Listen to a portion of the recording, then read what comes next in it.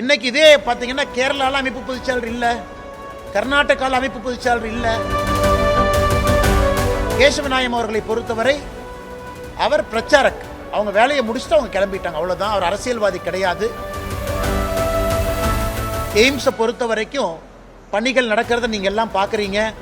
AIIMS கட்டடம் எங்க வேலை நடக்குதோ போய் எட்டி பார்த்து அந்த இன்ஜினியரை கூப்பிட்டு அரசு அதிகாரிகளை கூட்டிட்டு போய் என்ன நடக்குதுன்னு பார்க்கலாமே.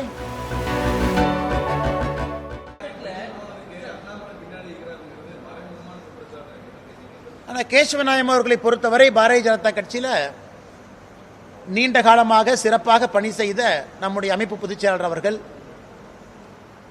நிறைய தேர்தலை சந்திச்சிருக்கிறாங்க. நல்ல ஒரு மனிதர், கடுமையாக உழைக்கக்கூடியவர், ரொம்ப எளிமையாக வாழக்கூடியவர். அவங்க ஆர்எஸ்எஸ் பிரச்சாரத்தில் இருக்கிறாங்க. அவங்களுக்கு எந்த பொறுப்பும் கூட ஒரே பொறுப்பு தான். அது சங்கத்திலிருந்து, ஆர்எஸ்எஸ் இயக்கத்திலிருந்து பாரதிய ஜனதா கட்சிக்கு கொடுக்கப்பட்டிருந்தார்கள். திரும்ப சங்கம் அவங்களை திரும்ப எடுத்து இன்னொரு பொறுப்பை கொடுத்துருக்கிறாங்க. இன்னைக்கும் ஒரு முக்கியமான பொறுப்புக்கு போயிருக்கிறாங்க இங்கிருந்து. இன்னைக்கு இதே பார்த்தீங்கன்னா கேரளால அமைப்பு பொதுச்செயலாளர் இல்ல, கர்நாடகால அமைப்பு பொதுச்செயலாளர் இல்ல, இன்னைக்கு தமிழ்நாட்டில் அமைப்பு பொதுச்செயலாளர் இல்ல, புதுச்சேரி மாநிலத்தில் அமைப்பு பொதுச்செயலாளர் இல்லை. அது புதிதில்லை. அதனால் பத்திரிகை நண்பர்கள் நிறைய டிபேட்லாம் நடத்துறீங்க. இந்த கேரளா, கர்நாடகா, தமிழ்நாடு, புதுச்சேரி 4 மாநிலத்திலும் கூட அமைப்பு பொதுச்செயலாளர் இல்லை. அந்த பொறுப்பு காலியா இருக்கு.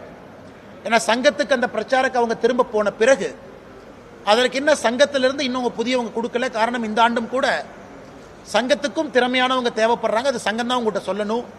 ஏன்னா 100 ஆண்டு காலம் விழா நடக்குது இந்தியா முழுவதுமே, நிறைய வேலைகள் இருக்கு. அதனால் கேசவநாயம்ஜி அவர்கள் இன்று காலையில் கமலாலயத்தில் சந்தித்து விட்டு வந்தோம். மிகச் சிறப்பாக பணியாற்றியதற்காக நாங்கள் எல்லாம் இணைந்து அவருக்கு எங்கள் நன்றியை தெரிவித்திருக்கின்றோம். கேசவநாயம் அவர்களை பொறுத்தவரை அவர் பிரச்சாரக், அவங்க வேலையை முடிச்சுட்டு அவங்க கிளம்பிட்டாங்க, அவ்வளவுதான். அவர் அரசியல்வாதி கிடையாது. அதனால் அவரை பற்றி தேவையில்லாத ஒரு விவாதமோ தேவையில்லாத வீண் சர்ச்சைகளோ அதெல்லாம் முடிவுக்கு வரும் என்கின்ற ஒரு எண்ணமும் எனக்கு இந்த நேரத்தில் இருக்கு. என்ன கருத்து பண்ணேன்?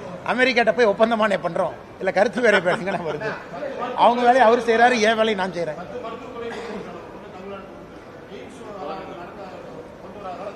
அண்ணா இல்லைங்க அண்ணா, எய்ம்ஸ் உங்களுக்கு மிக தீவிரமாக சொல்லிட்டோம்னா எல்லாமே 11 மருத்துவக் கல்லூரி மட்டுமல்ல, இன்னைக்கு இந்தியாவில் அதிகப்படியான அரசு மருத்துவக் கல்லூரி இருக்கக்கூடிய ஒரு மாநிலமும் தமிழகம் தான்.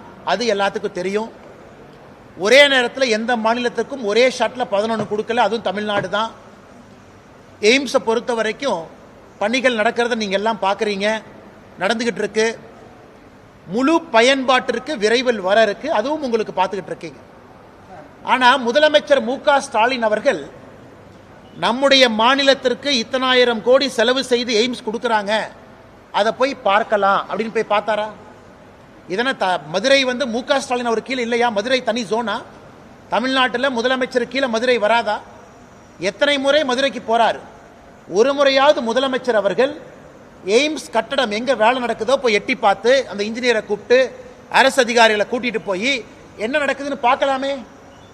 ஒருவேளை தாமதமா இருந்தா அங்கிருந்தே போன் பண்ணி அமைச்சர்கிட்ட பேசலாமே. இத்தனை முறை 5 ஆண்டுகளை எத்தனை முறை தமிழ்நாட்டினுடைய முதலமைச்சர் திரு மு.க. ஸ்டாலின் மதுரை போயிருக்கிறார், அந்த எய்ம்ஸ் பக்கம் போயிருக்கிறாரா?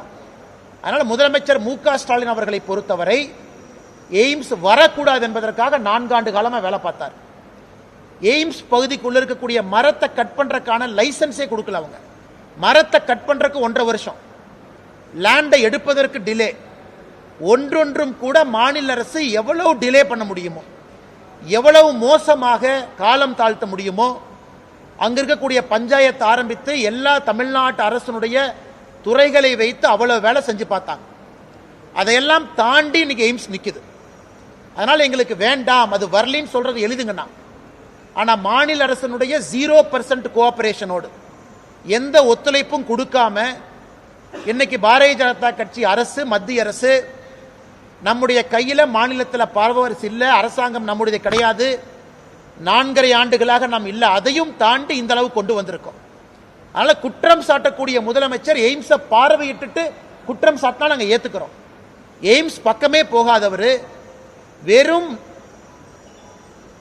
அசம்பிளியில மட்டும், லெஜிஸ்லேட்டிவ் அசம்பிளியில மட்டும் மைக் எடுத்து பேசுறவர், மேடையின் மீது பேசுறவர், கொஞ்சம் கூட அக்கறை இல்லாத முதலமைச்சராக தான் இருந்திருக்கிறாங்க.